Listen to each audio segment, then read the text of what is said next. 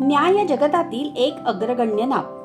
एकदा त्यांची आई आपला माहेरील मुक्काम आटपून सासरी परतण्यास निघाली. एका बैलगाडीत 2 विश्वासू माणसांरहित ती बाई आपल्या तान्हुल्याला घेऊन बसली. सूर्याचा गोळा केव्हाच क्षितिजा पल्याड गेला होता. निर्जन जंगली अशा त्या रस्त्यातून जाताना बैलांच्या गळ्यांमधील घंटेची मंजूळ किणकिण मोठी सुखावह वाटत होती.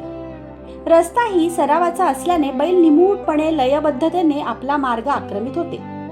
या सर्व वातावरणाचा परिणाम म्हणून सगळे केव्हाच निद्रेच्या अधीन झाले. अचानक एके क्षणी त्या बाईला जाग आली. अन बघते तो काय, बाळ गायब. वाटेत जंगलात ते कुठेतरी सर्वजण झोपले असताना पडले असणार हे निश्चित. भयावह झालेल्या त्या बाईने बैलगाडी फिरवून शोध घेतला. तो काय, जवळजवळ 1-1.5 मैल मागे दुपट्यात गुंडाळलेले ते बाल अशांतपणे रस्त्यावर पहुडले होते. जंगलात श्वापद असणारच, पण तरीही बाळ सुरक्षित राहिलेले पाहून त्या माऊलीने देवाचे लक्ष लक्ष आभार मानले असणार.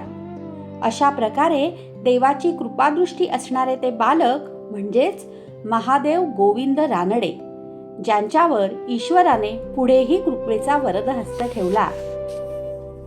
अनाथांचा नाथ आपल्या छोट्या भक्तांची सुद्धा कधीही उपेक्षा करीत नाही.